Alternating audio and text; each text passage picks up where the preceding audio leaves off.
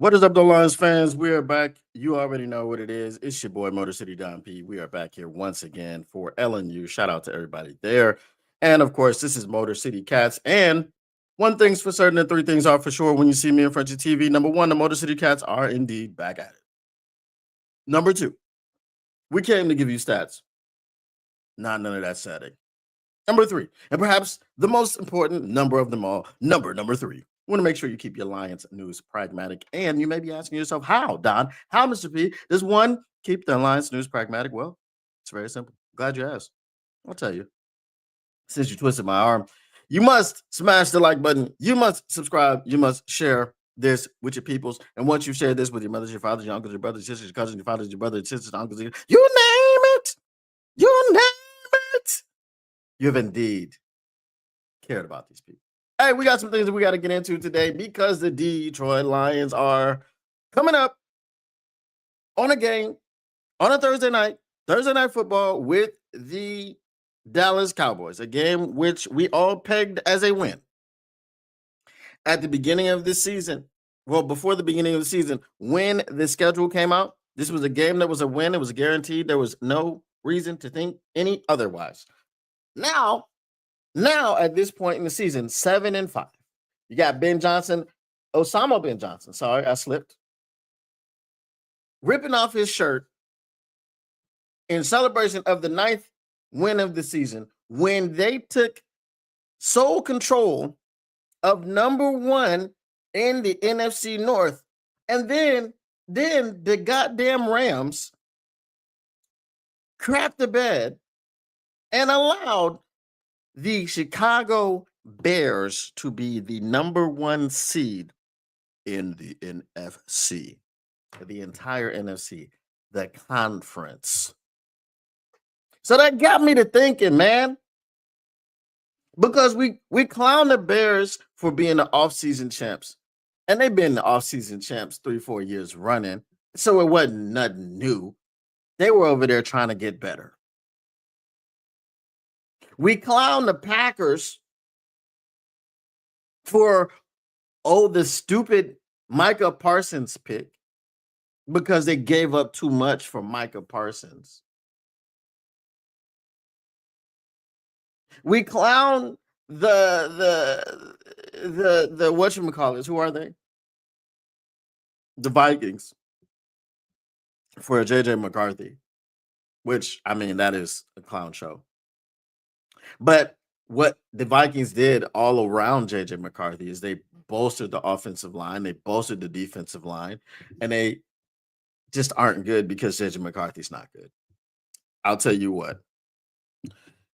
If the Vikings had done what they did and kept Sam Darnold, the Detroit Lions right now would be 4th in the NFC North.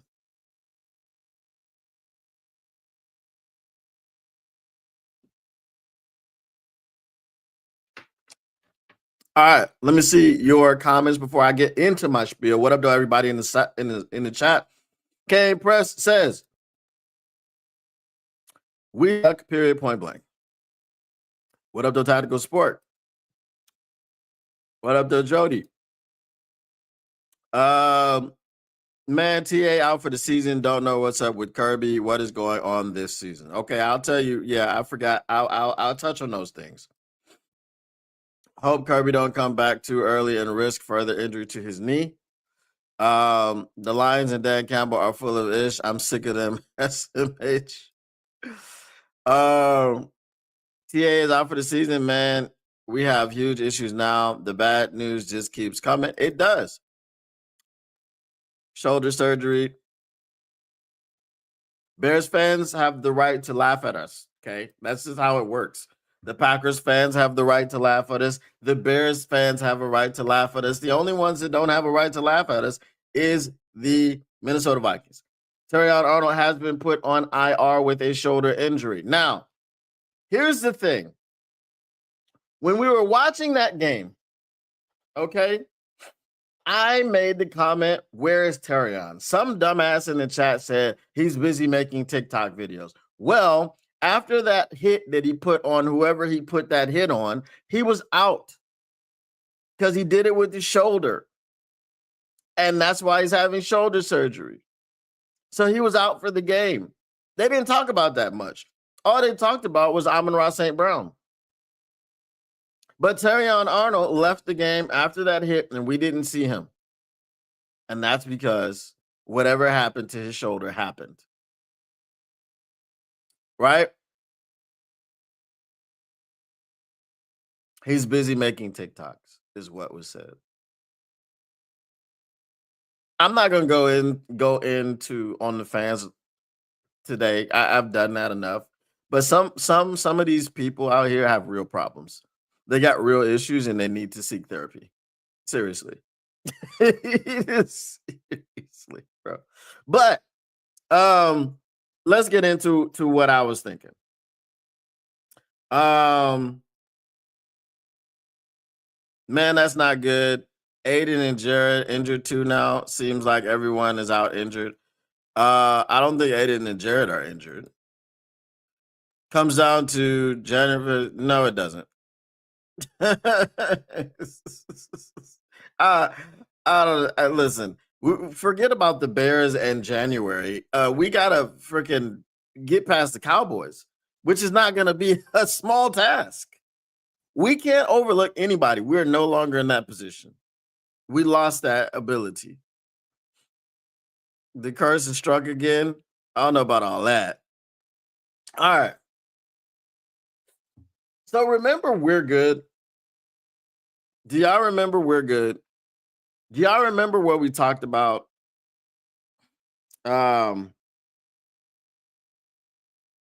We're good. Okay. I just want to, let me see here.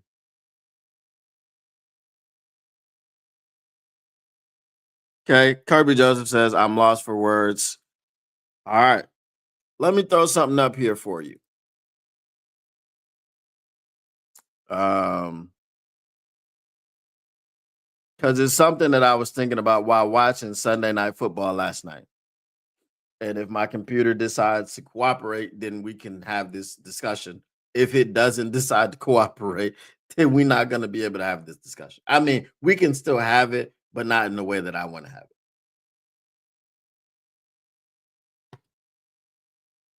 All right. Here we go.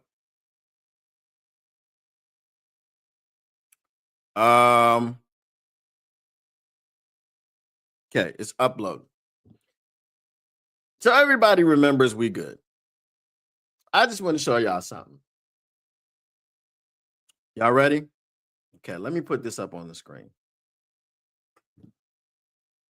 2025 through week 12. The Broncos sack leaders. Now the Broncos says only team with 3 players with 6+ sacks. Nick Bonito, 9.5. Jonathan Cooper, 7.5. Zach Allen, 6. The Denver Broncos have 49 sacks. The Denver Broncos are 10-2. In a game in which the Washington Commanders took them to the very end of the wire, to overtime, to a place in which they could have tied the game, and then they would have been 3-8-1 with the Commanders be instead of 3-9. And the Denver Broncos wouldn't be tied with the New England Patriots for the best record in the league with 10 wins and 2 losses. There wouldn't be. Okay? Because they would be 9-2-1. Right? Or had they won the game, they'd be 9-3, and the Commanders would be 4-8. But on any given Sunday, when the defense needed to step up, the defense stepped up. And even when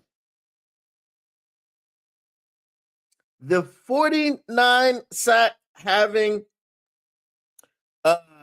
Denver Broncos came to town, The Washington Commanders, who have won 3 games, had a pass rush plan.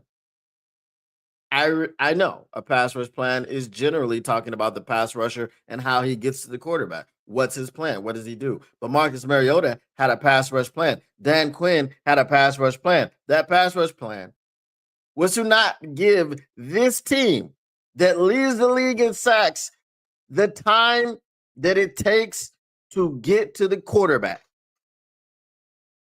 They said, Marcus Mariota, we need you to get that ball out in 2 seconds. When you hit your back foot, 1, 2, bam. We're not doing 7-step drops. We're not doing 5-step drops. 3 maximum. Okay? We're getting the ball out. And then when that defense gets tired, we soften them up, then we can go with the longer throws. It worked. It worked. It worked almost to the tune of a victory. But guess what? That guy, Nick Bonitto, ran and jumped in Marcus Mariota's face, and Marcus Mariota couldn't get the ball over his fingertips because that's all he had to do. And it would have been a walk-in, 2-point conversion, would have been a walk-off dub for the Washington Commanders. But see, the pressure, and we're not talking about just you got around him and you got close enough to smell his cologne. No. We're talking about actual pressure that makes the quarterback actually do something. Throw a bad pass. Do something. Move off your spot. That pressure, even if they didn't get the sack, was what won them the game. Now, while I have these people up here, let's play a game. All right? Let me pull them down so y'all can see me. Okay? And I'm going to get to your comments in a minute. So we said, once again, Nick Bonitto, Jonathan Cooper, Zach Allen. Okay. Guys, do you know which round Nick Bonitto was drafted in? I know which round he was drafted in. Which pick was he?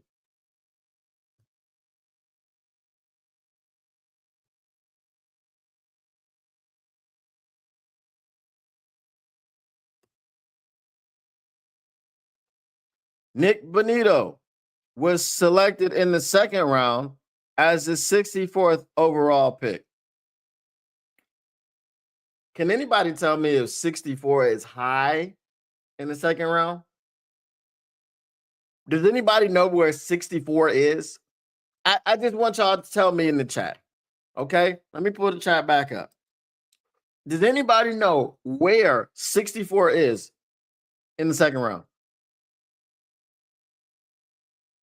Let's do the math. There's 32 picks per round.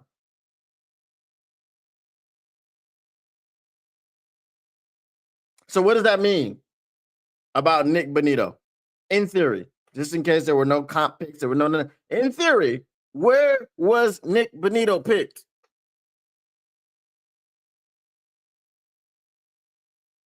Ding, ding, ding, ding, ding. Last.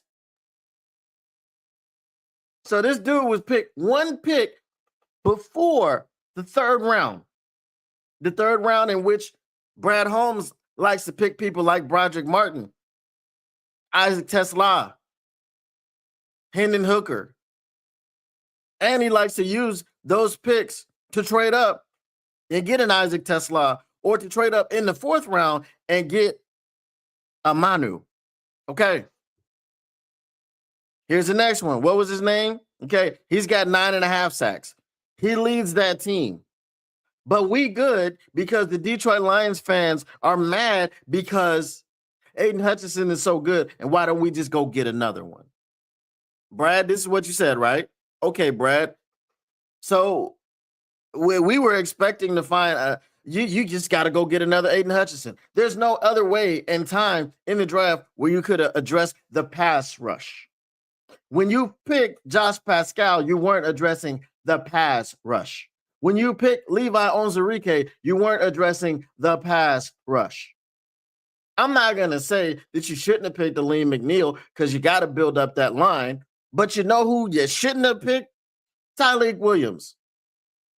Because the job that Tyleik Williams was brought in here to do was taken by Roy Lopez. So you already did that in free agency. Okay? So we didn't need Tyleik Williams. You could have used an edge rusher in round one or another offensive lineman. I wouldn't have been upset if you went offensive line. It's not sexy. But guess what? The cavalry's not coming. Frank Ragnow's not coming back. So anybody that was out here once the Frank Ragnow news broke that he was coming back, anybody that was out here like, oh yeah, that's why Brad didn't do such and such. Yeah, Brad bot. How you feel now? Silly? You should. Okay, let's continue. Let's see who was next. Jonathan Cooper. Cool. Jonathan Cooper. Where are we at? The linebacker Jonathan Cooper. Are y'all ready for this? Please, if y'all ain't sitting down, you must be sitting down. Okay? I just want to make sure that you're sitting down. Jonathan Cooper. Wait, let's see. Wait. How many sacks does he have? Let me go back. I just want y'all go sit. Hey, if you're not sitting down, make sure you are. Make sure you're sitting down. Let me go back. Jonathan Cooper has 7.5 sacks. You know what that does? That matches the round he was picked in. Okay? Jonathan Cooper was a 7th round pick, 239th overall. Jonathan Cooper has 7.5 sacks. And has been. He was drafted by the Denver Broncos in 2021. 7th round pick, you don't say. Okay, we got Ahmed Hassanin. I guess we good. The difference is Jonathan Cooper played at Ohio State. Okay. Jonathan Cooper played at Ohio State. All right. So I'm just talking about the schools. The schools. Much bigger. Ohio State and Boise State. Okay. Hey, somebody said Alabama was knocking on the door for Ahmed Hassanin. Great. Okay. 7th round pick. But the fact that you said 6th round, I don't know. 6th round. I don't know. Is that good enough? Guys, no, it's not good enough, Brad, because you haven't addressed it before. How long have you been at the helm? Since 2020? This is year number 5. You've drafted Aiden Hutchinson. That's it. You drafted the problem, Houston, and now we're going to have to face Houston, the problem. He had 8 sacks in 7 games, and we let him go because he couldn't play the run. So you have no pass rush. Let me get this straight. And this was the thing that all the people like, oh, one trick pony. There's a lot of people in the NFL who have had Hall of Fame careers being just the one trick pony, doing the one thing. Do you think Deion Sanders was tackling? Was he a big hitter? Deion Sanders didn't like to tackle. But his trick was covering you and taking the ball away. Was he going to run down in the box for run support? Not bloody likely. But he is regarded as the greatest cornerback in NFL history. Barry Sanders was not known as much of a receiving back because they didn't use him like that. But he's the greatest running back in NFL history. The list goes on. Randy Moss wasn't the greatest blocker out there on the edge. He wasn't the most willing. damn sure is in the Hall of Fame and is in most people's top 5 in wide receivers in the NFL history. And the list goes on. When you tell me, and I don't care what conference you played in college, you had 19 sacks in one season, as long as you were playing in America, oh, come on now. Now James Houston is over there contributing to the Dallas Cowboys, and he will be going up against Taylor Decker, and we'll see what happens with that one. Okay. All right. Here goes the last one. Zach Allen.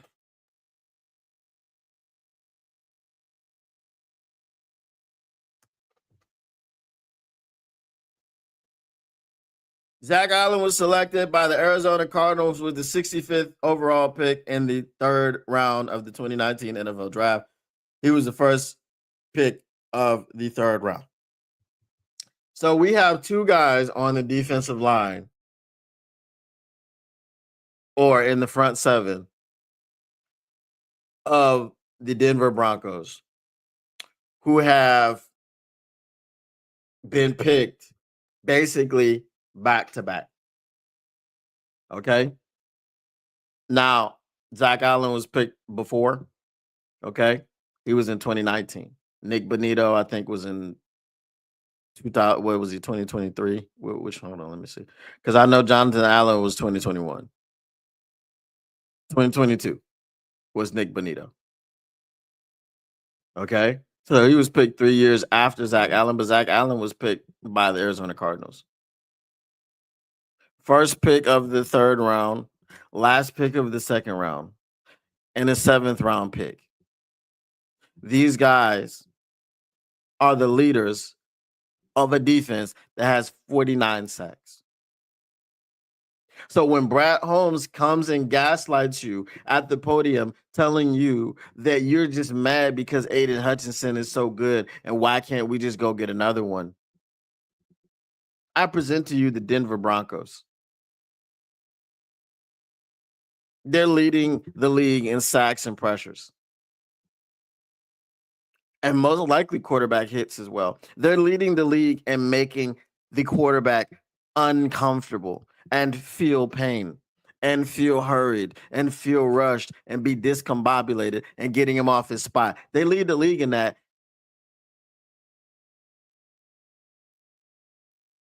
And consequently, they have a 2nd-year quarterback who a lot of people thought was going to be a bust because he was in college for 6 years. Oh, he's too old. Blah, blah, blah, blah, blah. I'm going to get to your comments and then we're going to get back to this.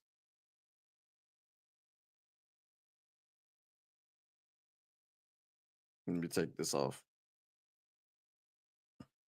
All right. I just wanted that up there for effect.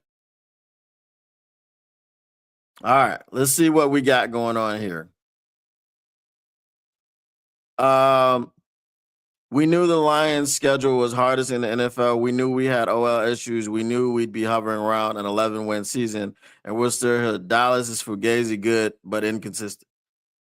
If they're inconsistent, what are we? Are we consistent? What are we consistent? What have we been consistent in this season?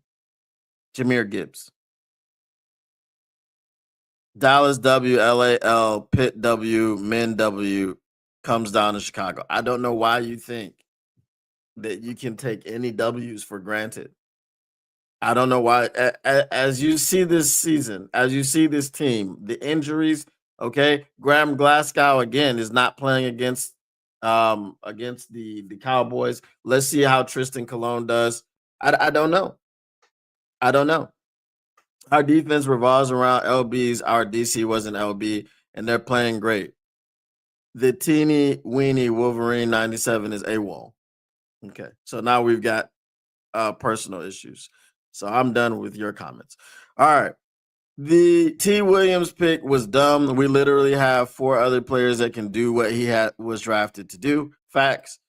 J-Mo has had 38 for 706 yards and 6 touchdowns. These men are fast and cover the deep areas. Using them as backers is wrong, in my humble opinion. Wait, Hutch and Goff are hurt? I hadn't heard that. I did not hear that Hutch and Goff were hurt. Frank Ragnow is not coming back. He failed his physical. And Kirby Joseph has a cartilage situation. Cartilage, guys.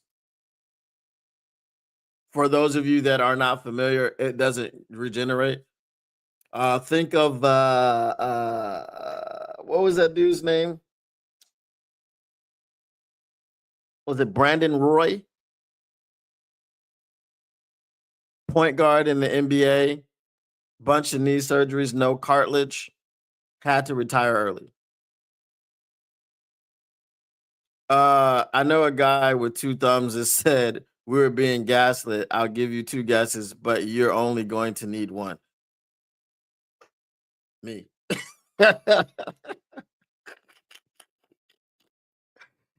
Me. I know I said it. I know you said it.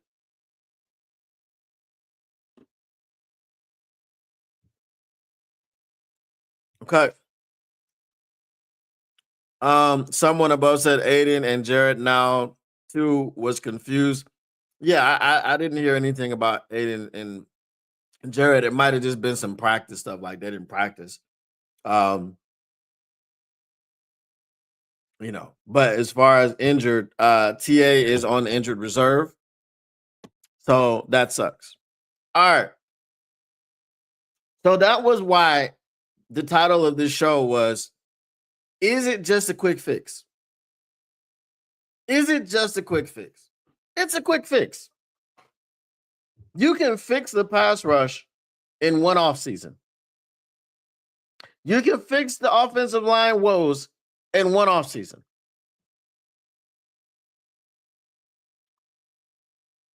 If you sign the best free agent center available, it's fixed for the offensive line. Now, obviously, you got Miles Frazier coming back. You got Christian Mahogany coming back next year. You got Tate Ratledge coming back for his second year. You got these pieces. You eventually need to get Taylor Decker's replacement. So again, as we said, you can go ahead and get your left tackle in the first round. Because as I showed you, Nick Bonito, last pick of second round. Zach Allen, first pick of third round. Jonathan Cooper, 7th round pick.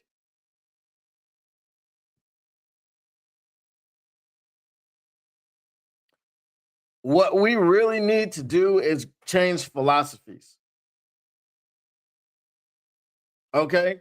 And our philosophy needs to change from you have to earn the right to rush the passer. You know why? Because every year since AG simplified the defense, okay, so we can't count that year.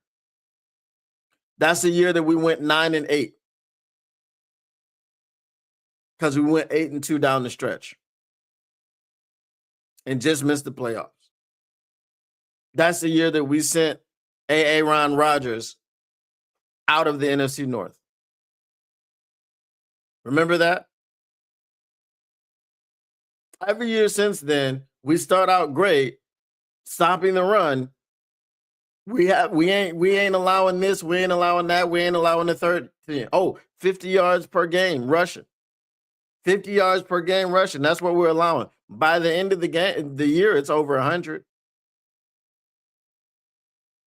Or just about. So we need to change the philosophy of, you gotta earn the right to rush the passer. I don't care nothing about that. I don't care nothing about that. Yes, be good against the run, be stout and all these other things. But you know what? If you don't stop Jordan Love from drifting back and throwing his dumbass fadeaway passes, you're not going to beat the Packers. If you can't get Caleb Williams on the ground guess what, guys? Guess what? The Bears are on a tear. And guess what I've been telling you about Caleb Williams? Now, Caleb Williams ain't great, but guess what he has been able to do under Osama bin Johnson? Osama bin Johnson has been able to coach around his issues. Try to get the ball out quickly. The game plan is for him to get the ball out quickly so that he doesn't have time to run around. Take your first, your second read and go. So he's developing, he's being developed. As I told you guys when Caleb Williams was drafted, the key to success for Caleb Williams is to have a coach that can coach the hero ball out of him. Guess what Osama bin Johnson is trying to do? Just that.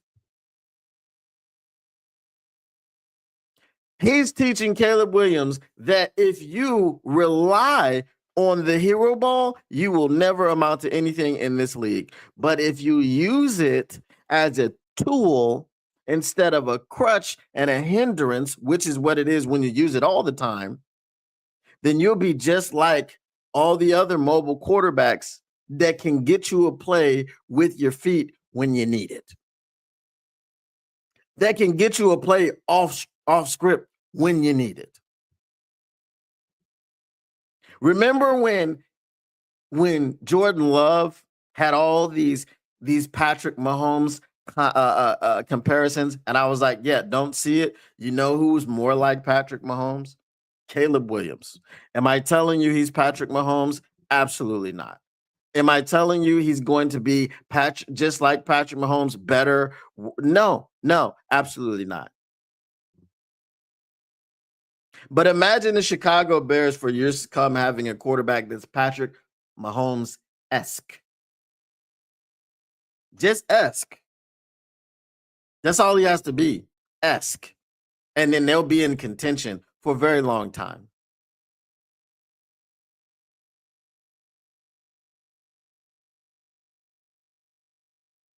So as the Chicago Bears sat there this offseason and tried to get better, and they signed and then they brought in offensive linemen and they spent money on the defense. And the Green Bay Packers, they did the same thing. And the Minnesota Vikings, they did the same thing. What did the Detroit Lions do? We cut Zadarius Smith inexplicably. We let Kevin Zeitler walk. We lost Frank Ragnow to retirement. What else am I missing? What else didn't we do? We didn't make any trades at the trade deadline.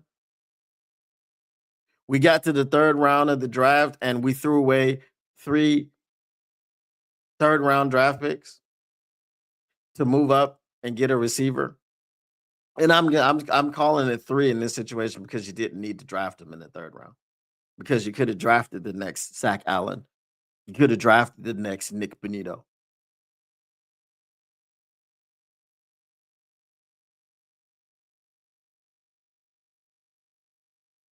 The Chicago Bears are number 1 in the NFC North. Chicago Bears are number 1 in the NFC. We didn't know if Osama bin Johnson was going to be a leader of men. He's a leader of men.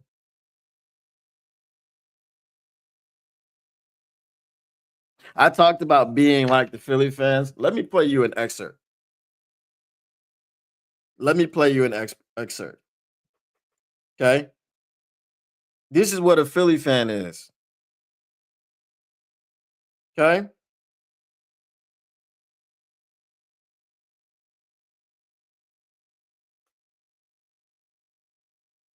Philly Dilly crying Eagles fan always repping Philly. Listen, yo. This feels like a repeat of a couple years ago when we had that fucking meltdown, 5 out of 6 loss, put out in the first fucking wild card week against the fucking Tampa Bay Bucks. When I say this offense is trash, the calls that the referees, how they ref us, man, Jalen Hurts enthusiasm, attitude, passing, not running Hurts with the RPO, The line not creating no lanes for fucking Saquon Barkley. The lackluster route running of our receivers. You mix it all in the bowl, bro. And then our defense has been balling out all year and not playing well today. You have no choice to say, what the fuck? When are y'all going to wake the fuck up? It's more than Kevin Patullo. Bitch, Sirianni, you're the head coach. Figure it the fuck out and figure it out fast, bro. It's making my stomach hurt, bro. There's no reason why this is week 13 and we still don't have no fucking identity, man, on this fucking Philadelphia Eagles team. Teams are doing what they want to us. The meltdown started when we was up 21 love. Now you come in at home, bro, and you're letting the motherfucking Chicago Bears control the TOP like at home, bro. They figured it out. It's windy as fuck down here, 20 to 30 miles per hour. Why are we throwing the ball? Run the ball. Run the ball. Man, get the fucking camera out my face, yo.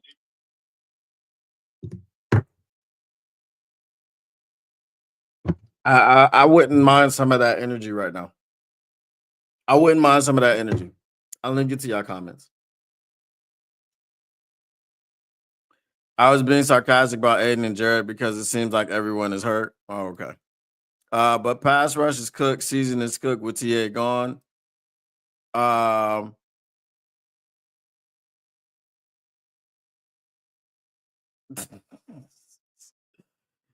The issue is I think Melvin is too boneheaded to change his philosophy.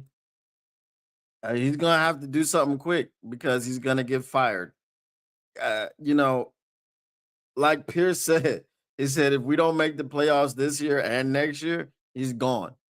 I feel like at some point in time, you have to realize again, you've done nothing. And I'll tell y'all, look, I got a best friend, right? My man, 100 grand. Love this dude. Pause. He's from Atlanta.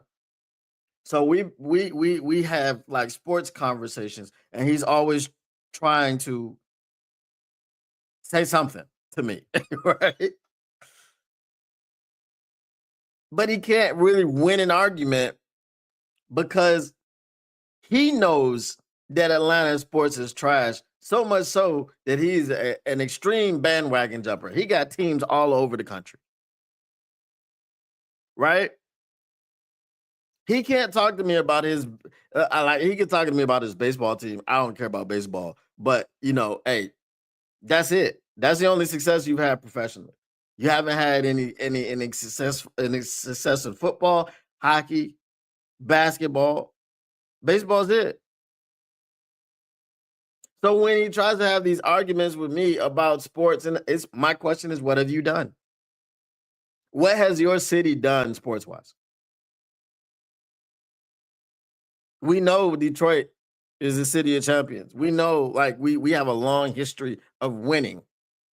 Not the Lions, even though if you want to go way back, right before any of us were alive, they got the 4 championships, right? But in the modern era, we've seen the Pistons win. We've seen the Tigers win. Of course, we've seen the Red Wings win, right?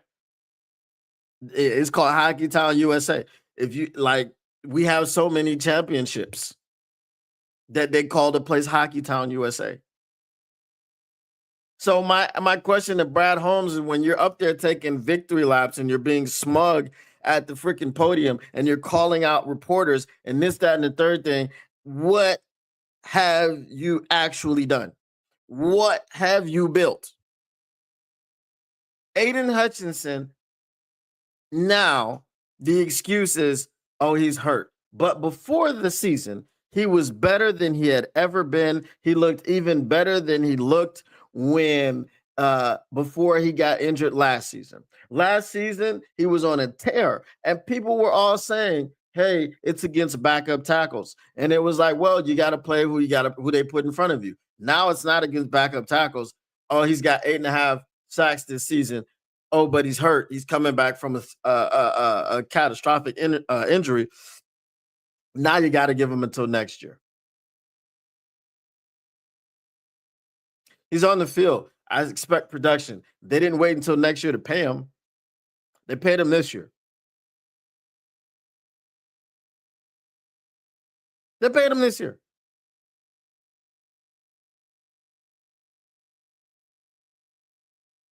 So we expect production this year.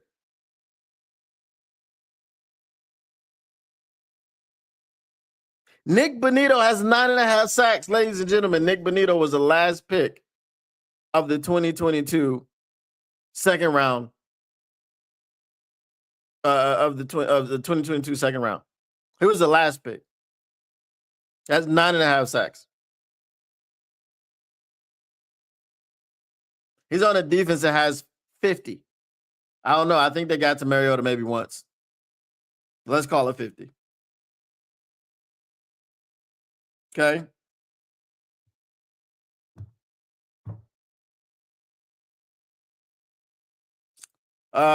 Agreed. Melvin thinks the fan base doesn't know football. Some of us don't. Some of us don't. Some of us have issues with just personal like vendettas against players that they've never met.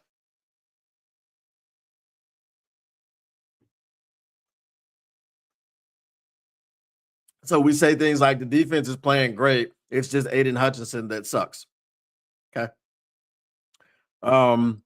Imagine being an oh hell no state fan and being a Lions fan. That's crazy. It's crazy work. Or maybe he was a Spartan fan. I don't know. The thing most media misses is how easy the Bears' schedule has been.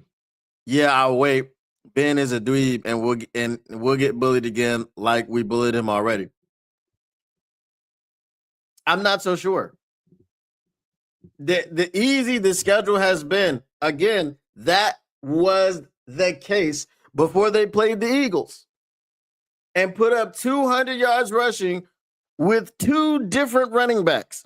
DeAndre Swift and Kyle Monangai both had over 100 yards rushing against the Eagles.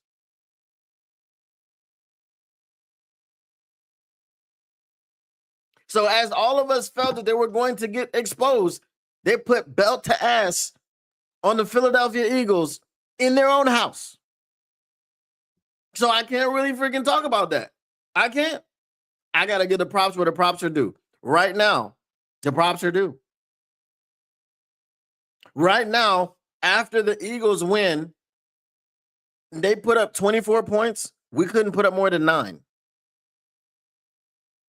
Okay? So now, when you go into next week, who are they playing? When you go into the next week, who are they playing? When you go into the next week, who are they playing? You can't just figure they're going to lose. You can't look at the San Francisco game and go like, oh, they have no chance against San Francisco. Remember the thing that Dan Campbell said? He said, when everybody else is going into their slump, we're going to be on the rise. That's not true. Not now. But you know what? Osama bin Johnson can say the same damn thing. Because they've been rising since we beat them. I think they're 8-1 since that. Mm-hmm. Yeah. I'm just saying. They've won more games over that stretch than we have. They're 9-3. We're 7-5. I'm just giving props where props are due. MCDC gonna rip Ben's shirt off week 18. We'll see. You missed the Tim Patrick trade. The Tim Patrick trade because you got a 6th round pick for. Oh, and also we drafted a 6th rounder, and that addresses the pass rush, but he hasn't played all season.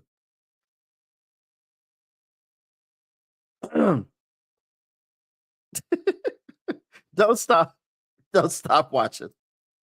Don't lose hope. Detroit Lions might just be cooked. The season's over because I can't see them winning 4 out of 5 games. I'm telling y'all, don't sleep on the Cowboys. I'm just telling you not to do it. You know, you heard it here. I'm telling you. So if they lose to the Cowboys, don't be like, how did we lose to the effing Cowboys? Jared Goff and Dak Prescott, very similar. Similar numbers, right? DeAndre Swift and Caleb Williams are not what you would call men. So Ben ain't leading it. Yeah, trading Timmy P before we knew what we had in Tesla was silly. We shouldn't have had Tesla. That's even sillier. I understood. So good. Again, I understood the trade because Timmy P had a terrible training camp. Absolutely brutal training camp. So if you're going to say, well, people make the team on merit, then Timmy P, there's no way he could have made the team.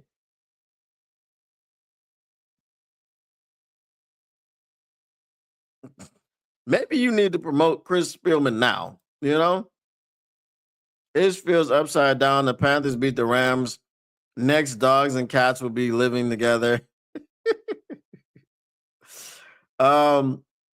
I stand by the statement also. If we miss the playoffs this year and somehow don't make any run next year, it's on Melvin and he has got to go.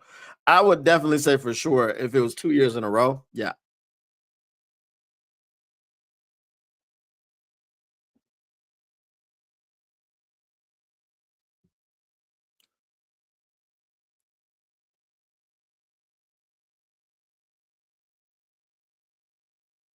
Those are facts.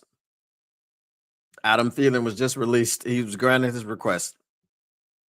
I don't think Hutch is the problem either. Teams can scheme him and not expect anything else. Well, but we are good. We got Tyrus Wheat and Tyus Lacey. And Marcus Davenport came back, y'all. Hey, rejoice. He of zero stats came back and did nothing. But at least he didn't get hurt. Melvin called us, the fan base, dumb. I took that personally. Until he changes his philosophy, he can go. Oh, I feel you. I feel you. Ron Winarski is correct. I cannot argue with him. Most fans can run things better in their minds. Building a team that can run at the playoffs year in, year out can't be perfect. It can't be perfect, Robert. And I'm glad you said that. Because no one is asking for perfection. But when the fans can look at a team for 5 years and see that you ain't done nothing to address a certain situation, a certain position, we can get upset. Frank Ragnow, Taylor Decker were Quinn Trisha picks.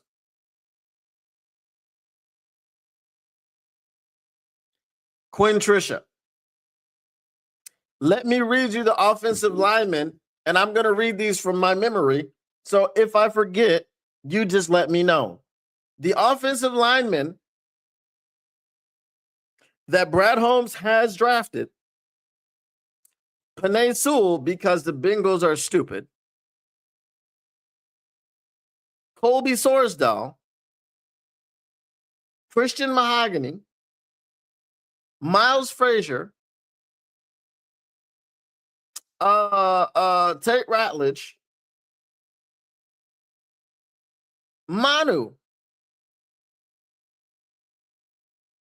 The only one that's now contributing, other than Penei Sewell, we're gonna because Penei Sewell was a slam dunk. But well, okay, that's fine because you didn't have to draft him. You could have taken Mike Parsons.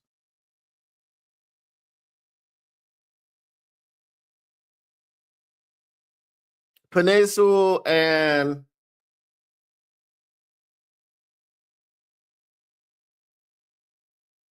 Tate Ratledge. Tate Ratledge, you just drafted him this year.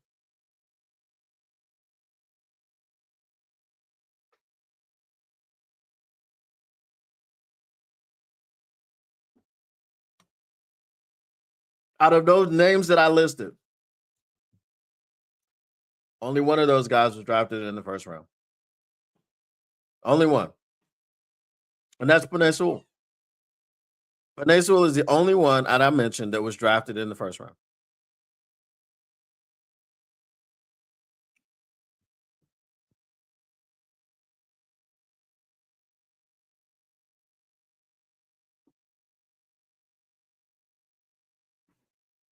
Penei Sewell was the only one drafted in the first round. That's it. The resources that have been used for building the trenches under Brad Holmes have been underwhelming. Penei Sewell and Aiden Hutchinson were slam dunk picks, which were gifted to us by other teams being stupid.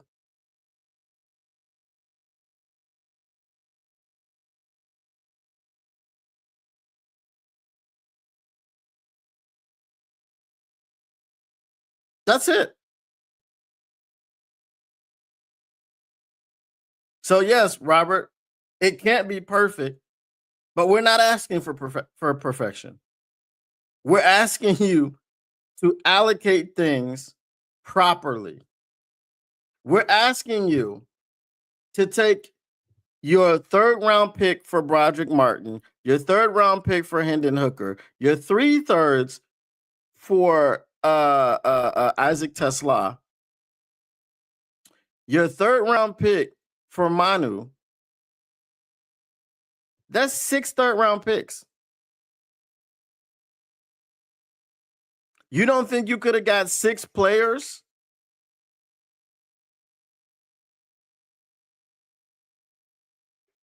One second.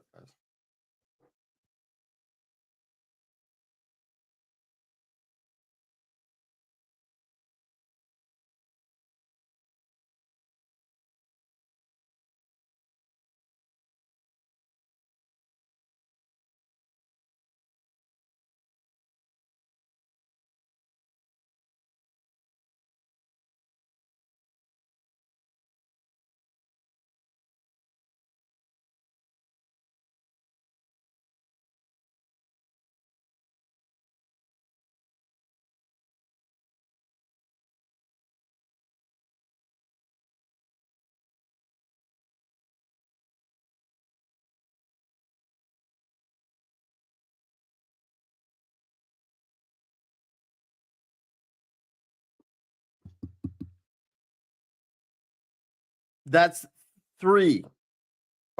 6 third-round picks. You don't think you could have gotten 6 players, hell, even 3 players with that did better than Broderick, the project, than Hendon Hooker, who couldn't be developed, than Isaac Tesla, who is not helping your offensive line this year at all, than Manu, who is not helping your offensive line this year at all. That dude got his ass beat and then was on injured reserve for the rest of it. He played in one game, got his ass beat, and was on injured reserve for the rest of the season. That's crazy. I can't wait until MCDC proves everyone wrong and pulls out a Super Bowl this year. I can't wait. Then fire Brad next day. So MCDC is not, nobody's talking about the coach. This is all about Brad. This is all about the GM. No one is saying anything about Dan. No one. I haven't mentioned Dan's name. Chris Spielman doesn't want to be a GM. He has already turned down interviews. Well, maybe he should just be the guy in the dude's ear and tell him, no, stop doing that dumbish. Dan can only coach the players he's given. I don't know if I buy how much he say he has. In the players? Yeah. I'm trying to imagine Brad Holmes' responses at his next press conference. Hey, it better be contrition.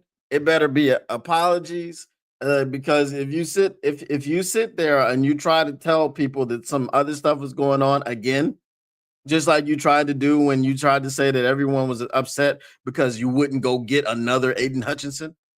If you try to do that again after this season, in which you might not make the playoffs, and you try to act like people are stupid, it ain't gonna go well. I can tell you that much.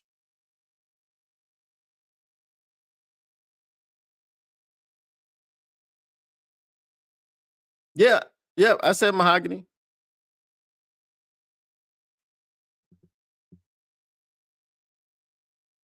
You know why he was at DE so much? Because they're good. They're good. That's why he was at DE so much. They're good. We don't need a defensive end. Because we got Marcus Davenport and Tyrus Wheat and Tyus Lacey.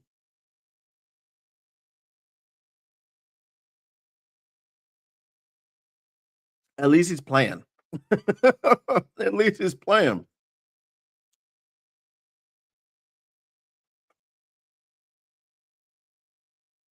Easy fix, yes. Will they do it? That's the question.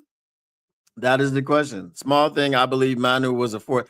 He was a fourth, but we traded a third to move up in the fourth. That's even worse. That's what I'm saying.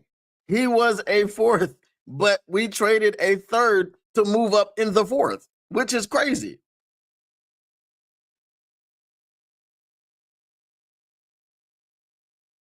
Yes, Manu cost us a third. Manu was a fourth, but he cost us a third. This is my point. He cost us a third. 6 thirds reaching, this team would be in a better place, I believe. Yeah, we would. Brad spent a third to move up to get Manu. Yes, it doesn't make sense. That's some Brad stuff for sure. Yes.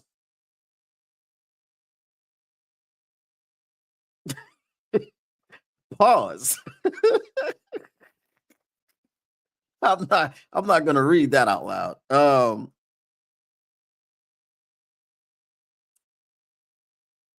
Who's this? You don't even know that dude's name. His name is Kyle, not Clell. Anyway, you know what time it is. Mailbag. What you want to do? What you want to do when they reading you? Mailbag. Snick. Mailbag. Get your mailbag questions in. Get them in. Bask in it. All right, go ahead. Get y'all mailbag questions in, man. Again,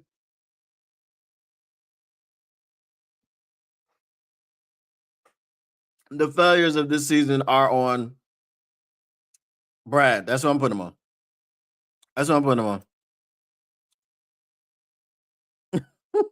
You walked into the mailbag. Dude. Mailbag, would you rather tank this year for a higher pick or make the playoffs and lose early?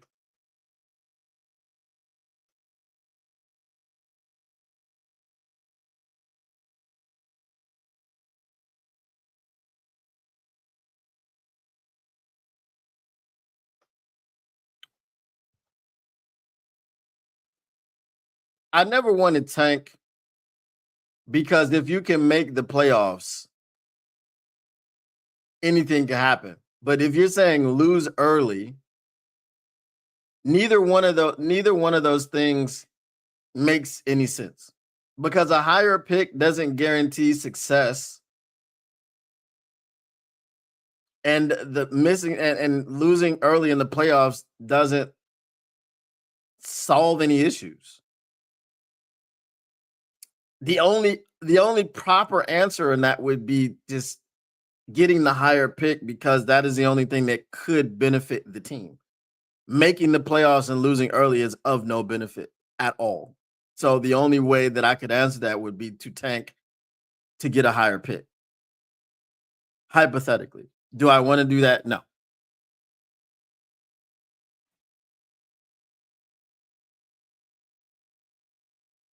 We have seen worse. We've seen worse. Again, as I said, there's a guy he's on a network. I was watching a show that I sometimes watch in the morning. Quite often I watch in the morning. And when I saw that guy and he was talking his drivel, I turned it off. He's not usually on the show. He was filling in for someone, and I turned it off. Because he keeps talking about sustained success. As if it is like a Band-Aid, as if it is supposed to open our eyes as fans to, oh, well, I keep telling you guys, I don't care what they want. Again, tomorrow is not promised. Next season is not promised. I can guarantee you that someone in Detroit will die before next season, right? It's Detroit. Someone in Detroit will die before next season. multiple people in Detroit will die before next season. And if they are football fans, they're most likely Detroit Lions fans. I don't care about 10 years down the line. Oh, we made the playoffs for 10 years. Did we win a Super Bowl? Because when the Red Wings were doing it, it was really about the streak, right? It was because you knew the Red Wings were going to win championships, but it was good to be able to say, hey, we did 25 straight years of the playoffs. But you know what happened after the 25 straight years? I stopped watching because it was too emotionally taxing to watch that team go through a rebuild in which they still haven't made the playoffs in how many years now? When was the last Red Wings championship? 2000? So I don't care about sustained success. So anyone who cares about it, for what? What does it do? Unless you win championships, it doesn't matter at all. Mailbag, since the season is cooked, have you started looking into the offseason? I have not. I will, though. I will. What's fantasy football like? I'm changing leagues. Mailbag, do you feel this year is over? I'll ask again Friday. If we lose to the Cowboys, I feel the season's over. Because all it takes is a couple of guys to give you interior pressure, and you can't compete offensively. No, the season will be over at that point. So this is a must win on Thursday night.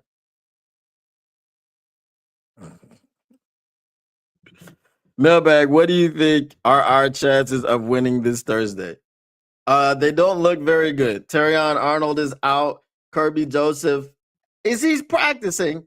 He may play, but you got George Pickens and CeeDee Lamb coming in. We don't have any pass rush. They're all pro receivers, right? At least George Pickens is playing on an all pro level. Have we done enough to game plan without Amon-Ra St. Brown? I think you lean on JMO and Jahmyr Gibbs and so on and so forth. But I just feel defensively, it's going to be tough.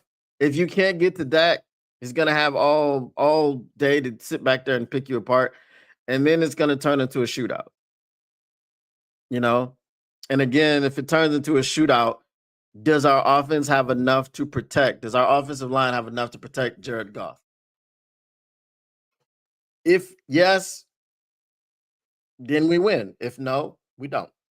So I don't know. I have to look into it a little bit more. You'll get my prediction on Wednesday. Mailbag, would you trade Amon-Ra for 2 first rounds and Judkins from the Browns? No. For what? What do we even need Judkins for? Where did that come from?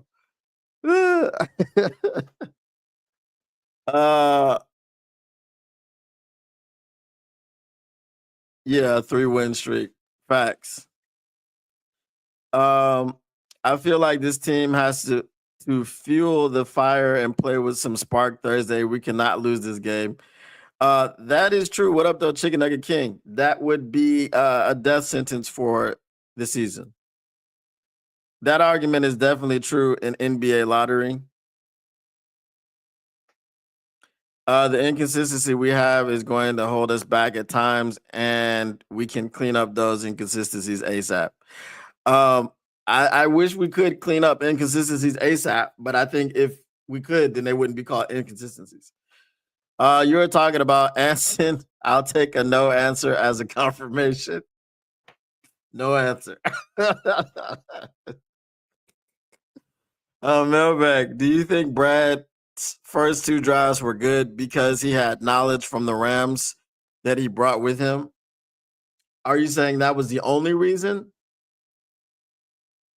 I don't know that that's the only reason, but I know that he doesn't scout just guys by himself, and it is a collaborative approach. But I think he has final say, and I just think again, it's the project picks. The project picks have doomed us, and he just needs to stop doing it. Go ahead and pick who was the dude that I wanted? The dude from Clemson, linebacker.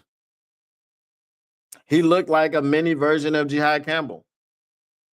I don't want to say mini like he's small. So he looked like just a less polished version of Jihad Campbell. I can't remember his name. He was selected in the 3rd round. I just, not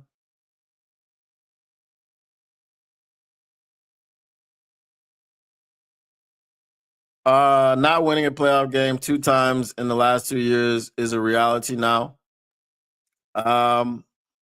It could happen.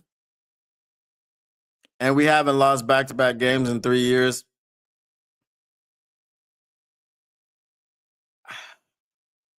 I really don't like that streak. It's a good streak, but every time we lose a game, someone brings it up. And it's like, eventually we're going to lose back-to-back games. But if that's what keeps them from losing back-to-back games, if Dan Campbell can evoke that streak, and it puts the guys in some sort of something, some sort of mood, okay, fine, I guess. I guess. This offense really feels naked right now, picking guys off the street soon.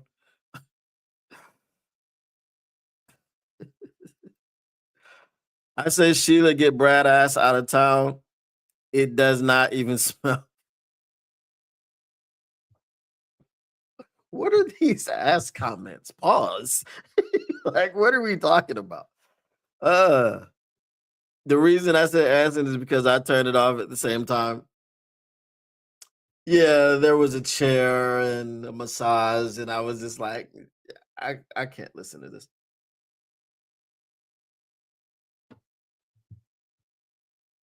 I can't.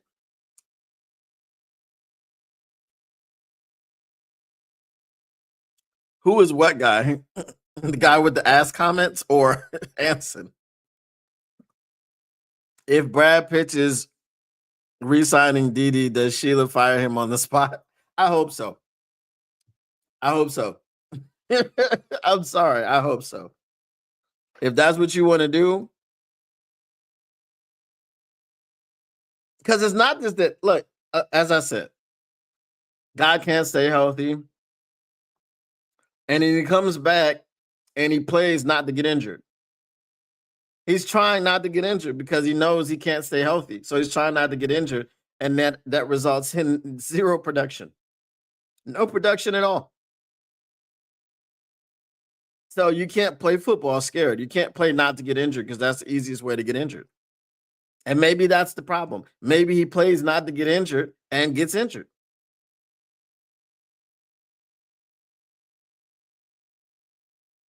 He's become the face of all of this. He has.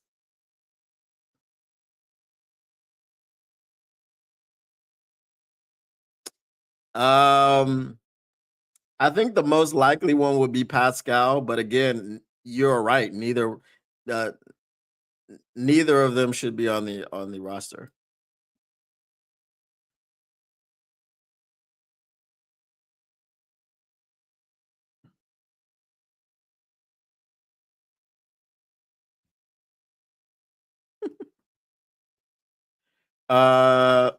Mark my words, one of them will be here.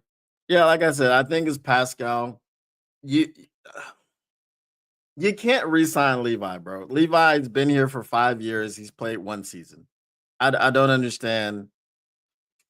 You keep going if it was a fifth, we'd all be drunk. If it was a fifth, we'd all be drunk. So I don't know. All right, y'all. I got to roll up out. you know what time it is. It's time for me to get back to these streets. So I appreciate everyone who came through for a drink and conversation. Shout out to you all. We'll be back here tomorrow. We think I don't know, man. We'll talk about whatever there is to talk about. So we got 2 more mailbag questions. Okay. If you could choose the next country you live in, what one would it be? Turkey. Turkey would be the next country easily. Re-signing Davenport, you can fire Melvin for cause? Yes, I think so. I think you can.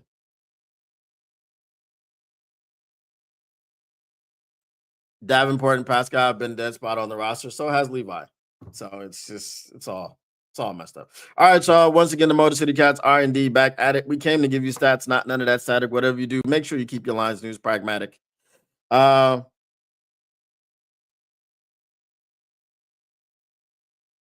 got a full head of hair. I'm good. All right. Peace.